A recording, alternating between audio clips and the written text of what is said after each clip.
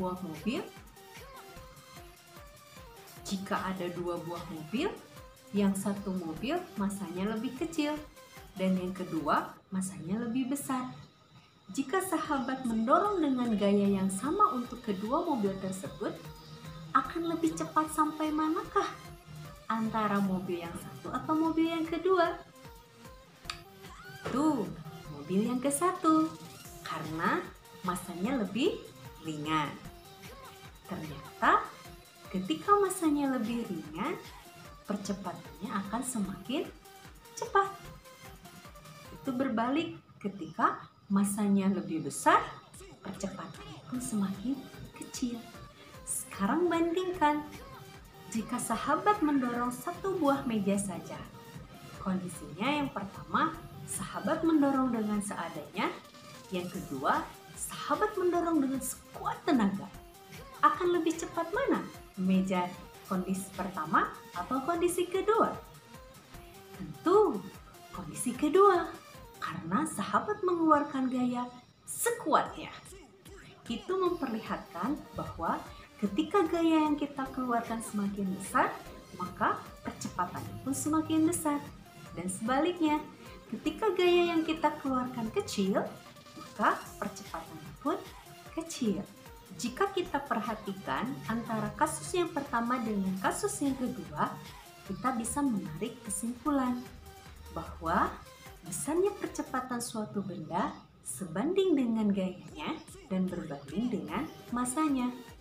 Pernyataan ini sesuai dengan hukum 2 Newton yang menyatakan percepatan suatu benda searah dan berbanding lurus dengan gayanya dan berbanding terbalik dengan masanya.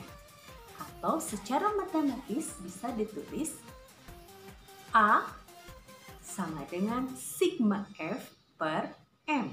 Atau boleh ditulis sigma F sama dengan M dikali A, dengan F adalah gaya dalam Newton, M adalah massa dalam kilogram, dan A adalah percepatan dalam meter per sekon kuadrat.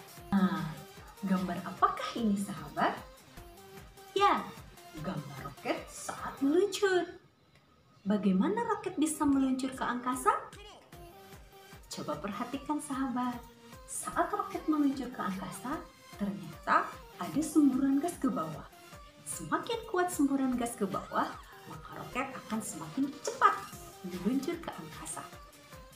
Hal tersebut menunjukkan bahwa roket bisa meluncur ke atas karena ada gaya yang berlawanan, yaitu semburan gas yang ke bawah yang menyebabkan roket bisa meluncur ke atas.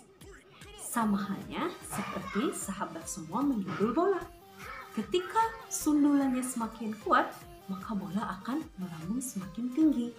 Atau ketika sahabat menghantamkan tangannya ke tembok, semakin kuat hantamannya, maka akan terasa sakit tangan kita. Kondisi ini dinyatakan oleh Newton dalam hukum ketiganya, yaitu ketika benda A melakukan gaya atau F aksi terhadap benda kedua, maka benda kedua akan melakukan gaya atau F reaksi yang besarnya sama tapi arahnya berlawanan, atau sering dikenal F aksi sama dengan negatif F reaksi. Untuk memantapkan pemahaman sahabat semua, yuk kita kerjakan latihan halaman 20 sampai 22 dan halaman 67 sampai 70 buku siswa kelas 8 Kemendikbud. Baik sahabat semua, sudah paham? Mudah bukan? Kita akan berjumpa kembali di video berikutnya. 1, 2